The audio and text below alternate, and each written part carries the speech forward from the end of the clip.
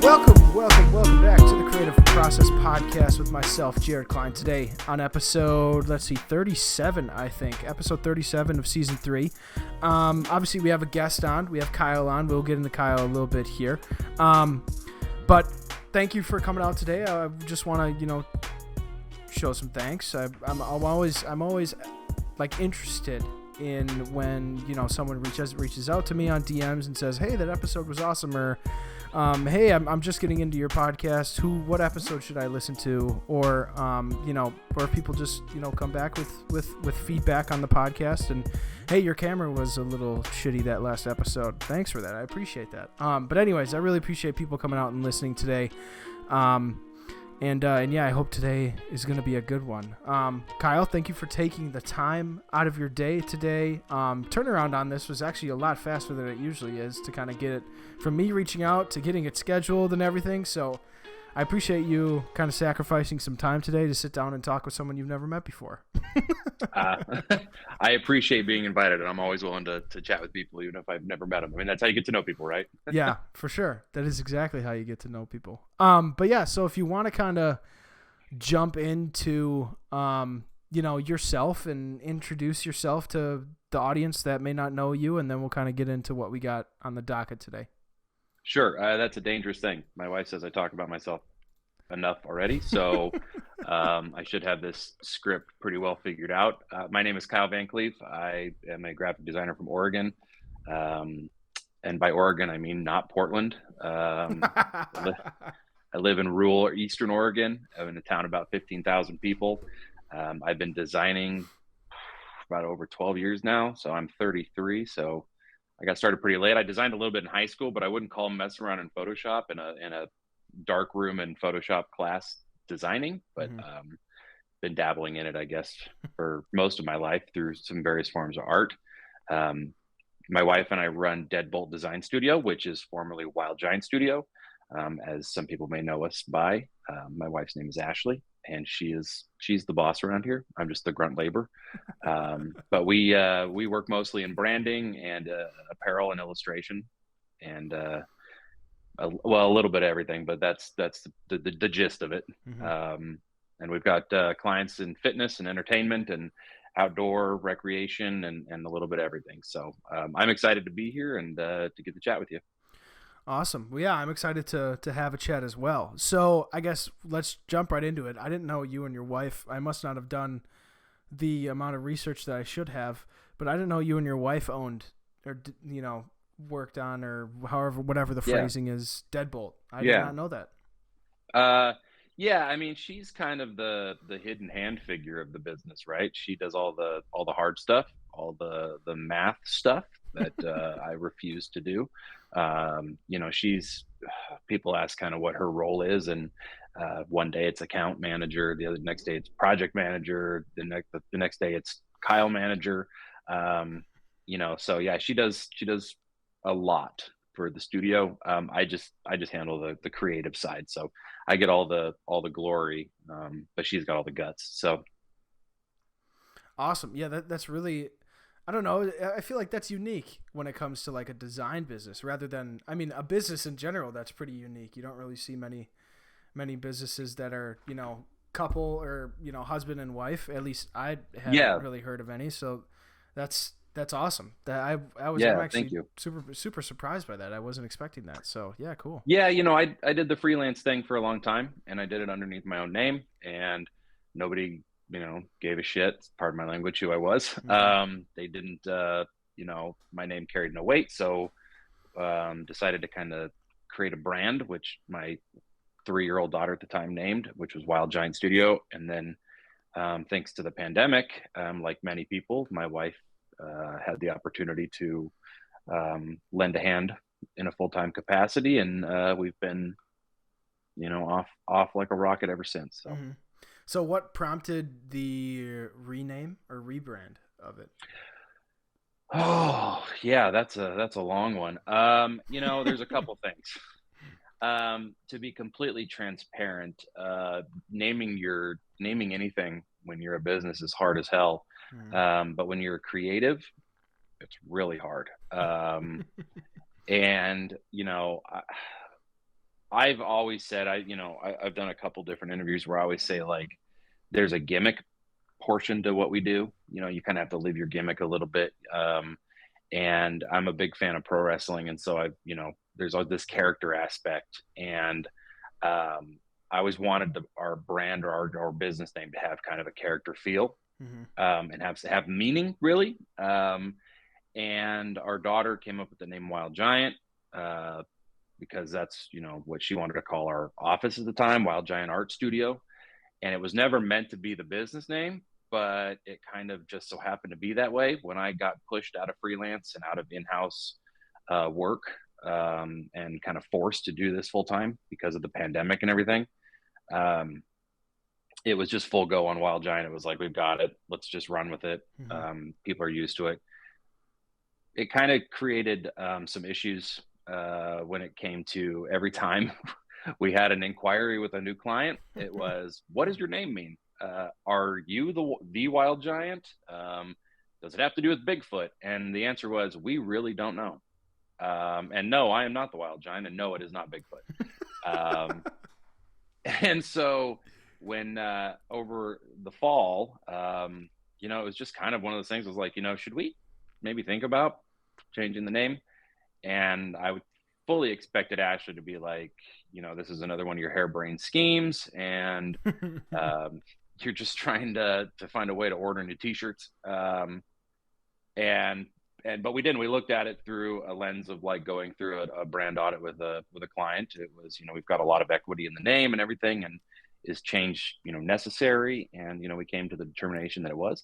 Mm-hmm. And so we chose a name that is slightly just as ridiculous, because we kind of like being goofy, but has A is a word that most people already know. They don't have to figure out how to say it. Right. And has to do with that lovely gentleman who's all posted up behind me. I'm a big time monster kid, monster nerd. And anybody who follows us on social media or follows our goods brand, Monster by Design, knows that we love monsters. And it was kind of just a fun way to kind of segue those things into a name without having to literally name it Monster or something like that. So It was a clever, goofy thing, but also was something people wouldn't have to ask, are you the Wild Giant? Because I got real tired of that. So I'm always curious, like, even when it just comes into like a brand like recognition standpoint from people on the outside, it's like, do you not like read? Like, it says it was Wild Giant Studio, so it's like, like, do you not read? Do you not do your own research? I don't understand. Maybe that's me just being like, thinking people should know things, but it's like, the less questions people can think of. I always do like the phone call test too, or what I call the grandma test. Like, you're going to pick up a phone and, are you, say, hello, this is, Dorks United. Like, how does that sound on a client's end? Or like, is it something you're going to repeat to your grandmother? And I always say that, Ash and I always, keep in mind too, like, if we have a contact and they're in a meeting with Elon Musk, right? Let's just throw out a big name, right, or Bob Iger of Disney, and they say, we worked with X on this project. We want it to sound as, ridiculous is fine, but we want to be in that conversation and have us be taken seriously before we've been met. And Wild Giant Studio, we just kind of felt like maybe we'd outgrown it a little bit, and it didn't quite fit those parameters we had set for ourselves. So that's why the change. We still, we're still trying to keep it fun and everything, and we've kept our trademark monster green in the fold that people have come to know from us. So yeah, it's fun. It's getting to kind of, it's like starting over again. It's like being, it's a whole new thing. So we get to explore a lot of different stuff with it. The rebrand is relatively new, right? If I'm not mistaken. Yeah, February. I think the first week of February. Oh, so yeah, it is pretty new. It's in its infancy. I remember seeing it because I think I followed Wild Giant Studio for a while, and then kind of things just changed, and I was like, interesting. I mean, I love the look. The neon green and in black is always a good look. So Yeah, Yeah, it's it's a killer. it I is. always tell people it's retina burning. Mm-hmm. That's my hope. So let's kind of get into like the business side of things. Obviously, Sure. you're running this, right? You can talk about the rebrand and everything, but you got to run Hmm. the business, right? That's your Right. duty. That's you and your wife's duty.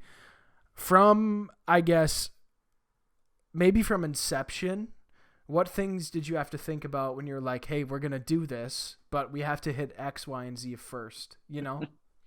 Yeah. I'm gonna preface this with I generally don't know what the hell I'm doing on any given day. Um, I I firmly believe in flying by the seat of your pants and figuring shit out as you go. Mm-hmm. Hell yeah. You know, huge props to people like Amy and Jen Hood of Chutzpah, and their course and their book, Freelance is Business. I probably butchered that, but they have a book. It's fantastic. I'm going to plug it. Go get it, and they should pay me money for saying that. No, just being mentioned in the same breath as those two is good enough for me. But you know, when, like I said, I freelanced a long time beforehand. And in 2019, I kind of was on the path of being like, this is going to be, you know, I want to take this thing and make it full time and be done working in house and for other people, lining other people's pockets, as I used to begrudgingly say. Um, but it was more or less just collecting information because it's terrifying. You know, thinking about taxes is terrifying. Thinking about you know, business registrations. What kind of business do you need to register as? Are you a sole proprietor, an LLC? Are you this? Are you that? So for me, it was just about consuming as much information until I was completely indoctrinated with every aspect of starting a business you could be. And then realizing that I still didn't know what the hell I was doing. And it's just a day by day learning thing. There's, you know, one thing I thought was huge for me was getting to know people who were in the situation I wanted to be in or had some familiarity with it and picking their brains, you Mm-hmm. know, what you can and can't do with taxes, get a CPA or, you know, have a CPA do your taxes, don't do them yourself. You know, knowing other people who were small business owners or entrepreneurs. Um, so from the jump, it was, I don't know what I'm doing. I'm aware of that. But I want to be doing this. So I need to put myself and my family in a position to be as successful as possible with it. Mm-hmm. Yeah, I feel like when people say I own a business or I want to start a business, it's a very intimidating type of, you know, venture, and a Yeah. very intimidating type of, or very it's a very intimidating thought to begin with. Um, Yeah.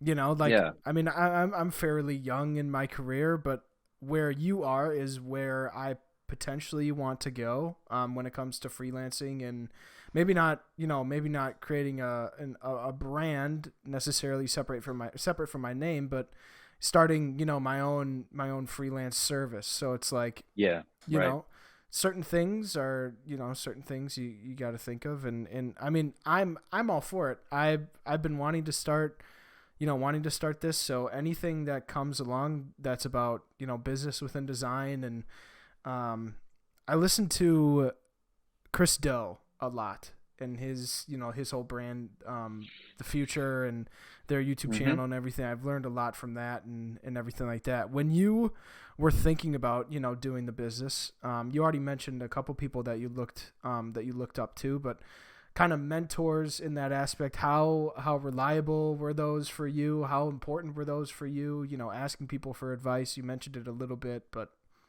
Yeah. So a lot of, I don't really have any design mentors. mm-hmm. And I kind of stay away from, you know, and it's not a knock on people like Chris or anything, like total, all of my respect in the world. But I kind of stay away from the design influencer realm. Just because I've always felt like, for me personally, it got me to a point where I was, how do I word it? I was expecting things that were not going to happen, like $10,000 projects right out of the gate and Mm-hmm. all this kind of stuff. And so it was like, okay, I want to approach this not from a design aspect, right, but from a business aspect. So people like my wife's sister, my sister-in-law and brother-in-law, they own a really successful e-commerce business. So picking their brain um, about certain business aspects. One of my longtime clients. Um, his name's Matt Vincent. He's an influencer on Instagram. He's got a brand called Not Dead Yet. We've worked with them for about 5 years. He's started a couple different successful ventures, and he's had a couple really bad ones early in his in his 20s. Mm-hmm. And so leaning on people like that, for inspiration more than anything, just being like, just go do it, right? Just get it done. There's it's my dad always said it's never the right time to have kids. It's never the right time to buy a house, and it's never going to be the right time to start a business, right? It's just never the time is. Everybody waits and plans and says, okay, I'm going to do this, this, and this when I get this, this, and this, and it never happens, and you never move forward. Mm-hmm. But I always tell people, like, if you just take the jump, you'll realize pieces start falling into place. You give yourself direction. So I wouldn't say I had any, mentors within design itself, but I kept people, I kept a circle of people that I trusted their opinions on business, who I could throw something at and they'd be like, yeah, that's not a good idea. Mm-hmm.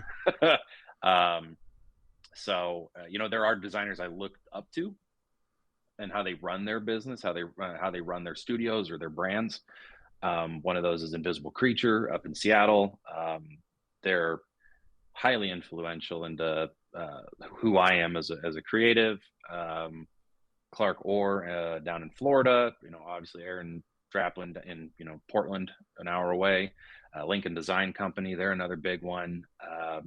Just kind of betting on yourself, Mm-hmm. knowing what you're worth, and not letting anybody tell you the way that you're presenting you or your work or your business is wrong. Mm-hmm. Just continuing down the path. So there's a lot to unpack there, but for me, it's just like I said before, it's just taking in as much information as you can on everything from as many people as possible. Because Mm-hmm. I always tell this to people who ask me for advice. First, I'm not qualified to give anybody advice. And second, there is no secret sauce. There is no magic. There's nothing. There's no, man behind the curtain. It's literally just going out and trying it and doing it. And more often than not failing before you can succeed. So, it's not really a hard thing, looking back on it, I was terrified in like 2018, 2019. It was like, how am I going to pay my bills, and how am I going to do this, and how am I going to do that? Right. And it's like the pandemic literally pushed those things upon me when I didn't want them to. I mean, I wasn't ready. But as my old man always said, be ready when it's your time.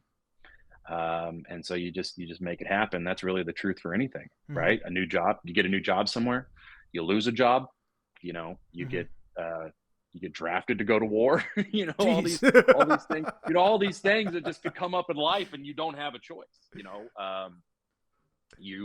your house burns down. Like, you just have to make things work. You have to figure it out. So I think business is a lot like that. It's not like, business is not going to war. Right. But it's, and it's not having your house burned down. But it's, it's just something you have to do and handle each thing as they come.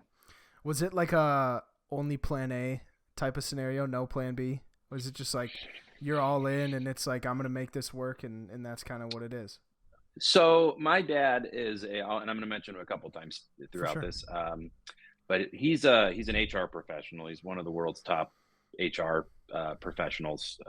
He's been the head of quite a few boards and committees, like Wounded Warriors Project with Under Armour, and quite a few global entities. And he's very much, don't leave a job unless you have one. He's don't give up a good thing. Right. Whereas my mom is, bet on yourself. Don't let anybody tell you no. So I've got these two competing thought processes, devil and angel, on my shoulder. I won't say which one's which, because I don't, I want Christmas gifts. But you have those competing voices in your head, right? And then you have the added aspect of like, you have in-laws who are, wanting to make sure that their daughter is well taken care of and their grandkids are taken care of. So you have all these thought processes going on, Mm-hmm. and it's just something you have to weigh, right? You have to weigh what's necessary, what's not necessary, and how you want to approach things, from a positive and negative standpoint. But my dad is definitely one of those ones where he's like, if you don't have to do it, don't do it. And for me, it was like I told myself at 20, I was stocking shelves at our local retail grocery sporting goods store, and I was just putting stuff away. And I go, I don't want to be doing this. Mm-hmm. You know, I was getting married in a year. I was so depressed, and I thought by the time I'm 30, I had made a deal with myself. By the time I'm 30, I'm going to own something of my own, and by own it, I mean working for myself. Right. Because you can register a business name and whatever, but I was going to be doing something for myself. And through some weird times in my 20s, that was being fired from a job, and the pandemic and all sorts of stuff going on. The pandemic happened in 2020. I turned 30 in January of that year, and so it was like, guess what? Dream come true. Here you go. You're 30. You are going to own your own business, and life's going to make you do it. And so I didn't really have an opportunity to think like my dad or think like my mom. It was just the job I had ceased to exist, and it was, I had bills to pay. Mm-hmm. Got to So make your own means somehow. yeah, so I mean, it's like it's that you can have an option A and an option B, but I think sometimes, like for me, that's how I always look at stuff to kind of get back and wrap around and answer your question a little bit better. Mm-hmm. Is there's an option A, and it's usually structure, it's usually security, it's usually protection. Like this is the safe route to go. Somebody's going to pay you a paycheck, and then there's option B, which is like, and I think a lot of kids since the pandemic, a lot of kids coming out of college and out of design school and with social media and Adobe and everything is so easy to become affluent with. Mm-hmm. They jump right in and they're successful. People will pay them because they've created a following or whatever. So you have that side where it's just like, whatever, I'm going for it. Like I got nothing to lose. I've got, I don't have any debts or whatever. I don't have any kids. I don't have a house. I'm in a 1-bedroom apartment. Like I got nothing to lose. I'm going to go for it. And then there's option C, which is where I was. It was, I want to be as best prepared to do what I want to do, but I won't do it until it makes the most sense. And again, unfortunately, we were hit with a once in a century pandemic, and I, like a lot of other people, we're not given much option to Mm-hmm. make that choice. So For sure. yeah. So I'm curious, one, what you think or what you and your wife think is the hardest part about it, about owning Deadbolt. But I'm also curious about the sales and marketing side, since it's, I mean, you're not going to get clients unless you are reaching out to people or however you do that, Right. right? So, Right. let's start with the first one. What do you think? I guess what's the most intimidating or scary aspect of the business? I guess yeah, let's start there. Sorry, I didn't really end it like a question. No, I I know where you're going. Hey, I mean, you can ask weird questions and I'll give you some best answers. Man. We'll gel together really well. I just didn't. I didn't even end it with like a question mark. I just period. No, that's okay. So the hardest part, time. Okay. There's not enough time in the day to get the work done, and there's not enough time in the day to be a good dad. There's not enough time in the day to be a good husband. There's not enough time in the day to be a good manager, to be a good creative. There's just not enough time.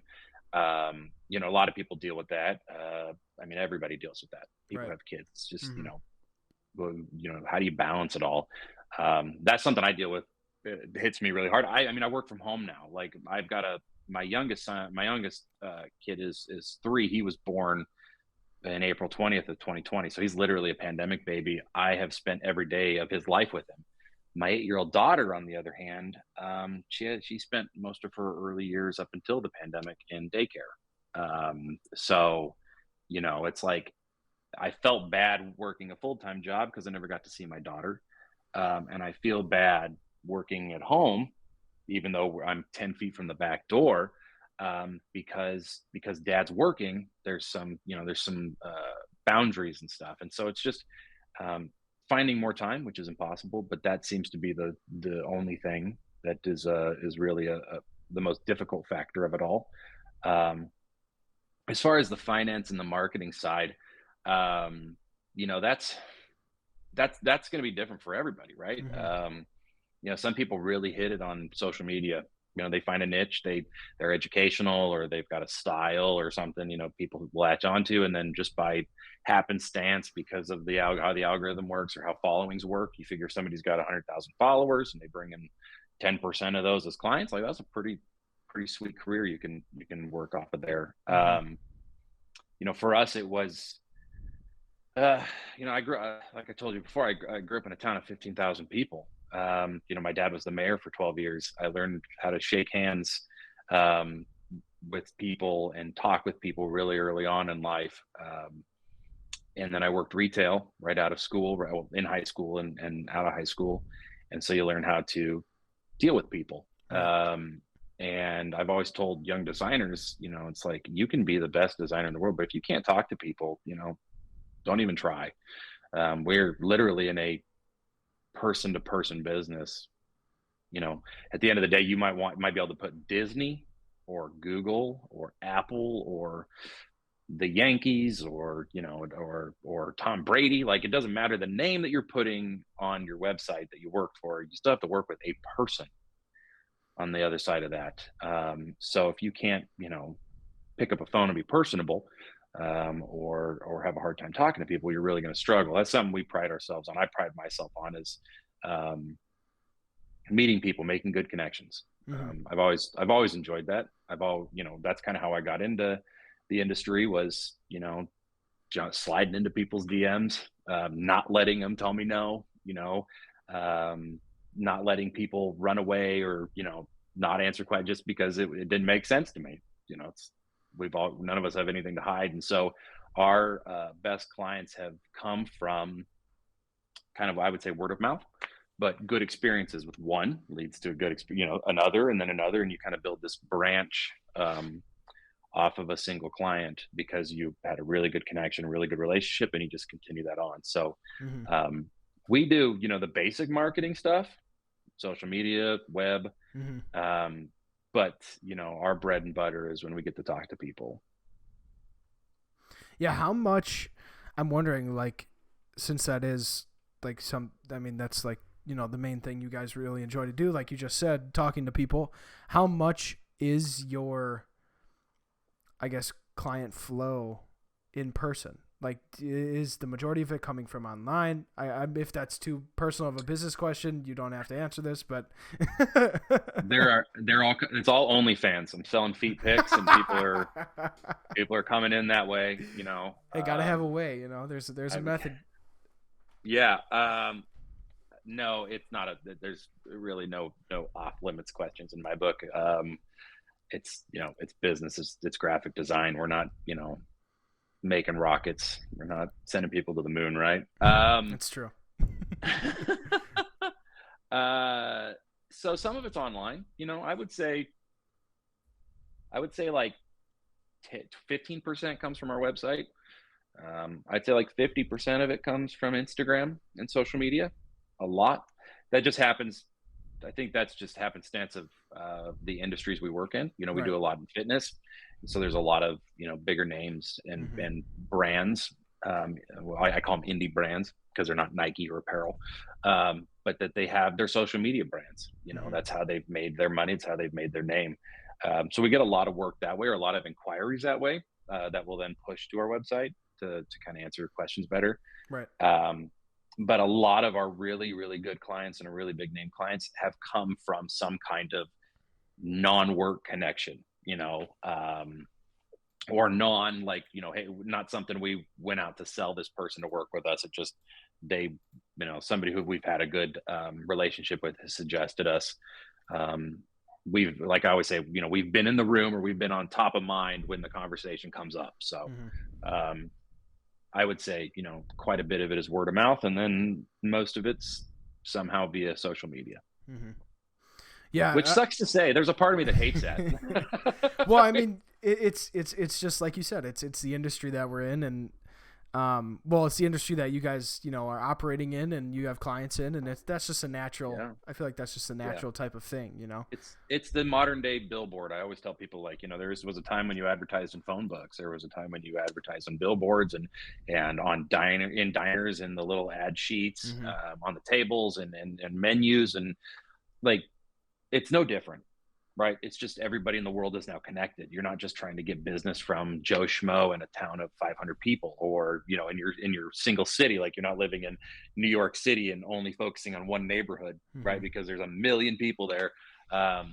It's now a worldwide game, Mm-hmm. and so social media kind of acts as those more simplistic things in a digital world.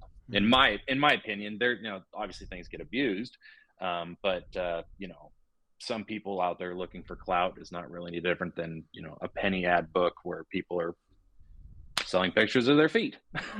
So Jeez. Yeah, I don't know. That whole aspect of like the business side of things, like the marketing and sales part of things, interests me insanely. I mean, now yeah, obviously, like, I don't know. I feel like with the pandemic, I mean, you've been referencing it throughout the podcast, but I'll go back on it. But with the pandemic, they kind of made a shift towards online and a big focus to connecting with, let alone a clientele, but like an audience yep, in other yeah, forms, and figuring out how you can get your name out rather than not yeah, walking on the street talking to your friends, or talking, going to a bar and meeting people you don't know, or wherever. You're yeah, kind of shifting to how you can get that business name and how you can get that whole name and brand out to people yeah, online. It's yeah. It's all it, about amplifying, right? It's just yeah. in whatever setting, your message is loudest and clearest. Unfortunately, um, I think our industry, doesn't matter what sector of it you're in, whether you're in corporate branding or you're in sports social media or you're in packaging or you're in copywriting or photography, doesn't matter. Any kind of sector of design and creative and as a whole, um, anybody and all brands and tech are making it so anybody and everybody can do it.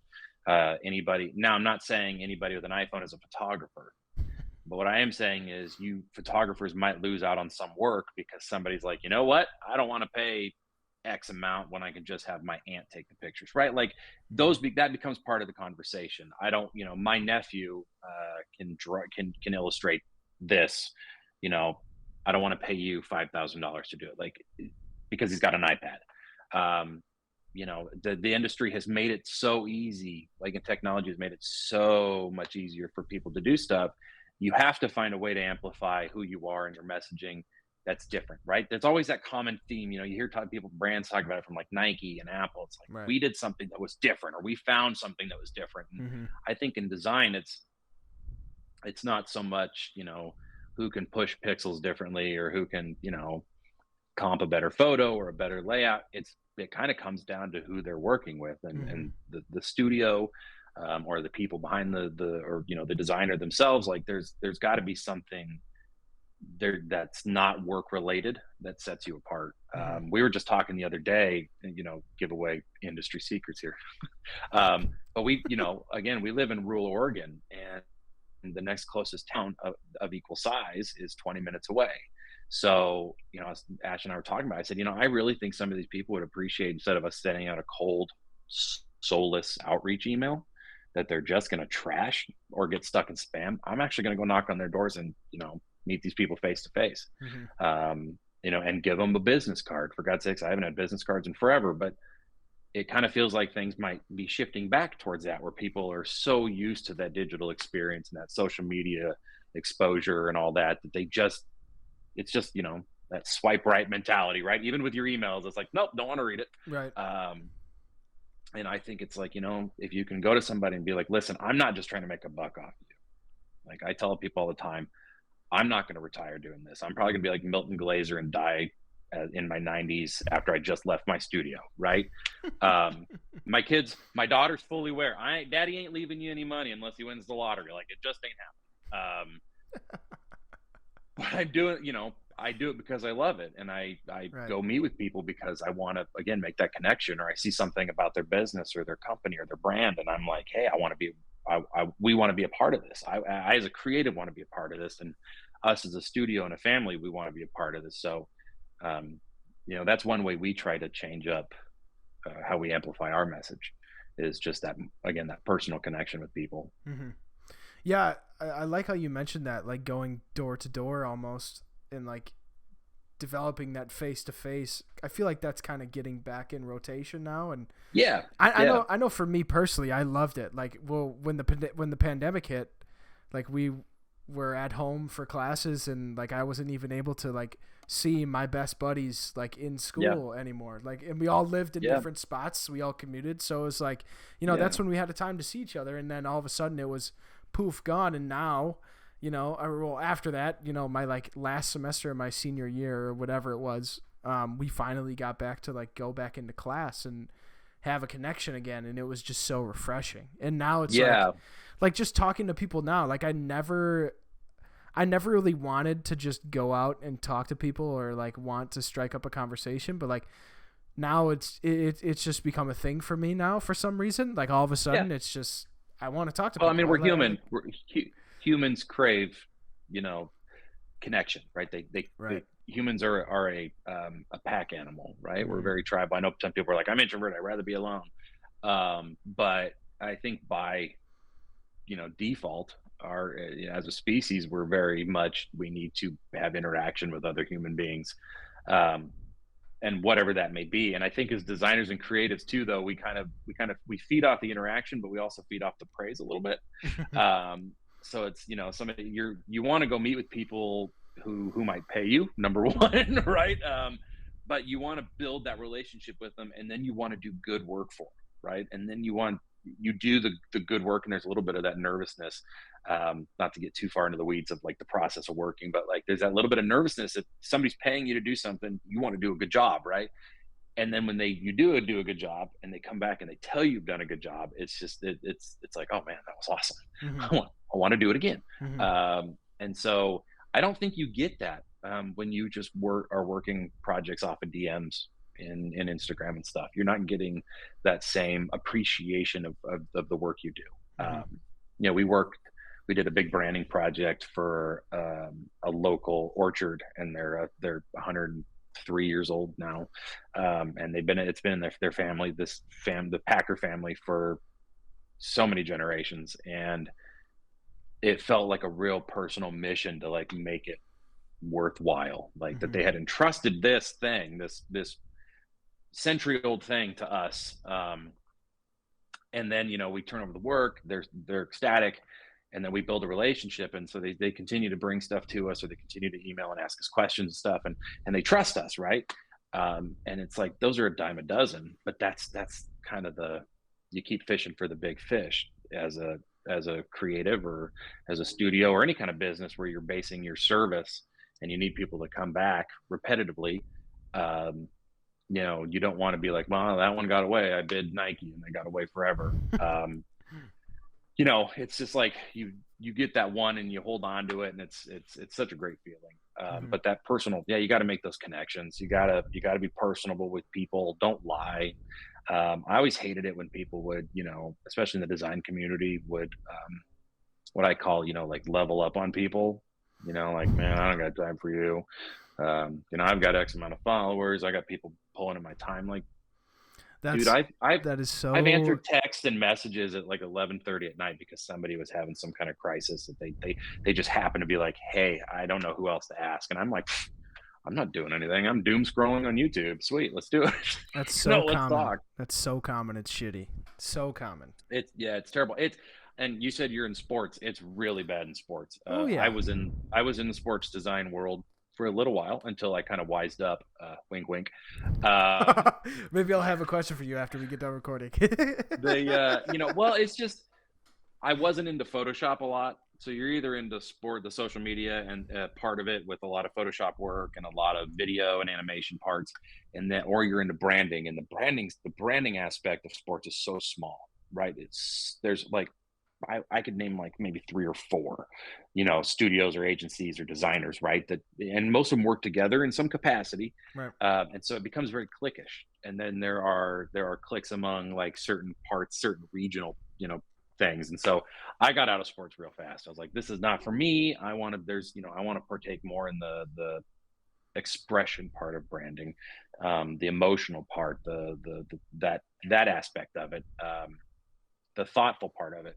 Then hey, let's see how many hits we can get on a score post or an infographic. So nothing against sports design. Most of my friends in the design world are from the sports world. So it's a very underpaid and underappreciated sector of design as well. So, Yeah, that's been a topic on the podcast for a while. Yep, we're very underpaid. very And aware.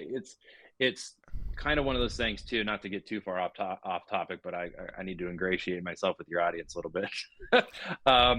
It's something when I see a post on Twitter about a job and it's like associate athletic director of creative design, and we're going to pay you $38,000 a year, and I'm going, are you kidding me? I was making $38,000 when I was working, like for Joe Schmo's print shop. Like, are you kidding me? Like Mm-hmm. these huge teams and brands and stuff. Like it's nonsense in that industry. And so that was one of the main reasons why I got out. It's There kind of one of the is reasons I stopped. Wanted to be a teacher as well. It was the pay was not worth the time put in. So there is kind of a loop going now, or kind of a switch going now. Sports teams are realizing, or organizations are realizing, how much of an emphasis social media has now, and how much digital marketing is making a difference in their brand. And it's obviously it won't be instant, but the teams that can afford it are realizing the importance of the creative yeah, influence, and yeah. they're getting justifiable compensation. But I mean, And it's a long process. team sports is tough because you have so many factors Mm-hmm. like coaches. They create departments based around whoever a coach is. In some aspects, like college football is a big one. um, and then they'll have a staff, and part of that staff is a creative staff. The university might have a staff, like at Oregon State they have their ideation team, which is like their in-house agency. And so it depends on who the people in the room are and how they feel about, Mm-hmm. and that's true for any design, any Yeah, creative. it's yeah, I was gonna say. it's how much they value, um, a, your expertise, and b, the actual end result. um, I'm the kind of guy where I'll work on a font. Like I actually just posted about it on Instagram the other day. We designed a font called Brute. Shameless plug. It's available on Creative Market. And it's been used by the University of Texas. It was used in the draft, like random things. But I grew up as a bowler, right, a competitive bowler, and so when the Pro Bowlers Tour is on and it's a major championship, and the greatest bowler of all time is sitting in front of a logo that happens to have our font in it, I'm geeking out about it. And I tell people, and That's awesome. I tell people, and they're like, "Well, did you design the logo?" And I'm like, "No." They're like, "Then what are you geeking out about?" I'm like, I made those letters, dude. Like that guy is, we're basically friends now, right? I mean, he's sitting in front of this thing that I had kind of like a back, and like we're besties now. Yep. I know that guy. He knows who I am. That's how it rolls. That's how it rolls. And you can kind of nerd out a little bit over that kind of stuff. But Hell yeah. a lot of people just view it that way. Like, I don't get it. I don't understand why I need to spend X thousands of dollars on my brand and logo. And but sometimes you also get people who are like, "Hey man, blank check. I know what this means. I know or I know what good creative and good design means to a business, to a brand, to a team." They're kind of unicorns, but there are people out there who are like that. So yeah, it's always nice to see and to like talk with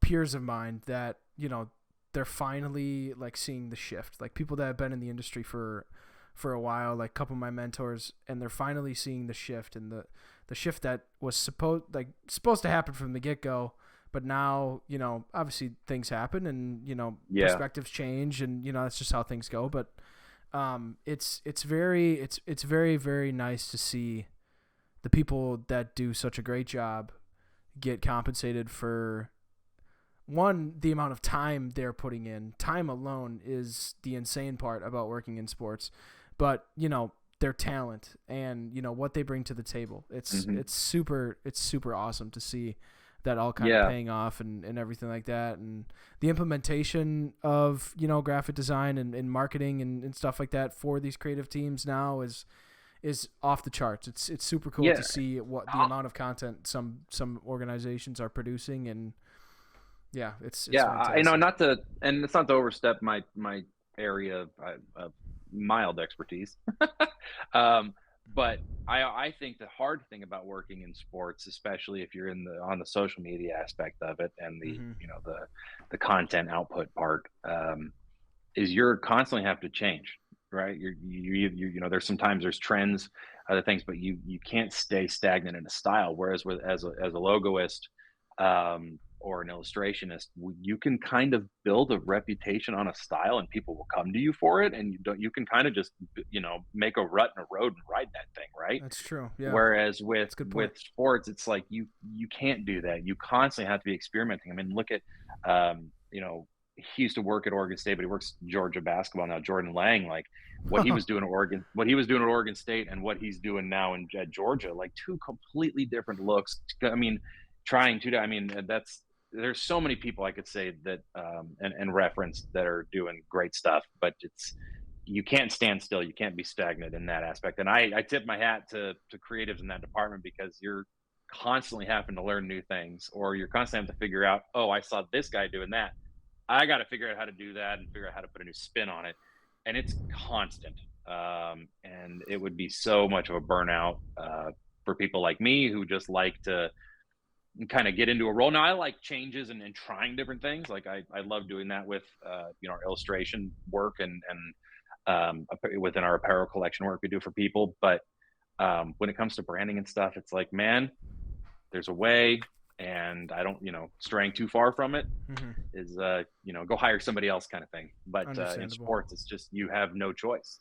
Also, on top of that, to kind of, the last bit I always think about when thinking about sports is you're not catering to a creative director. You're not catering to an end client. You're catering to an 18-year-old kid who that team, or a five-star recruit or a free agent. You need to look the part all the way through. And so a lot of that stuff, there's a lot of pressure put on creatives in team sports to check those boxes that otherwise most designers wouldn't have to deal with. That's a very interesting. That's an interesting side of things I didn't really think about. Yeah, Especially like, especially terrible. like higher up. Granted, I've talked with people that worked in collegiate athletics and professional athletics. I myself haven't really worked in that spot yet, so it is interesting to hear their POV on things when it like that. When it like working in recruiting for college, it's like they do so much. They do Yeah, it's a so nightmare. much. It's It's a nightmare, insane. especially now with the NIL. Like, Oh yeah, but that oh, we could go down the road. That opens up a whole other thing. That opens up a whole other thing for designers. we're gonna. But yeah, we could go down that one. We could. No, I will say the sports and having dealt with that um, really did shape a lot of who I am as a creative and how I run our studio. To kind of tie that all back together, Hmm. again, a lot of my friends are still in the sports world. Shout out Dan Blessing and Design Shark, and Hell Adam yeah, Ergel, great, and Dylan great Winters and Crew designers. Kinzer. Yeah, they amazing. Dan's work is, it stands on its own. I mean, to me, he's taken over the spot of best sports logoist in the industry. Adam is one of the best illustrators out there, one of the best type designers. Dylan and crew, are have been in that collegiate side or have worked in the with Hmm. pro teams and various other aspects and stuff. And so my closest confidants in design are still in the sports world. So I still feel a lot of interconnection there, and it has shaped a lot of what we do and the way we think about basic stuff like corporate branding. Hmm. Um, Funny as it is, but it's it's true. So For sure. Well, Kyle, I mean, it was awesome having you on the podcast. We're getting to about that time where I like to wrap things up. I feel like we've talked about what we kind of wanted to talk about. Mainly, the business side of things and how everything is going, things that you considered and everything like that. So yeah, I appreciate you coming out today and taking your time again to come on the podcast. It was an awesome conversation with you, and I hope the viewers of this episode kind of took away a different topic that we haven't really had on the podcast yet. So I think the conversation was awesome. The content was awesome. And yeah, I guess for you, Kyle, down below, for the audience, all your socials and everything, your personal socials, but also Deadbolt socials will be down below. Sure. Go connect, audience. Go connect. Go connect with all that. Check all that out, and everything like that. But anyways, this has been episode 37 of season 3 of the Creative Process Podcast with myself, Jared Klein. Thank you for coming out today, and make sure that you tell someone that you love them. All right, we will see you next week.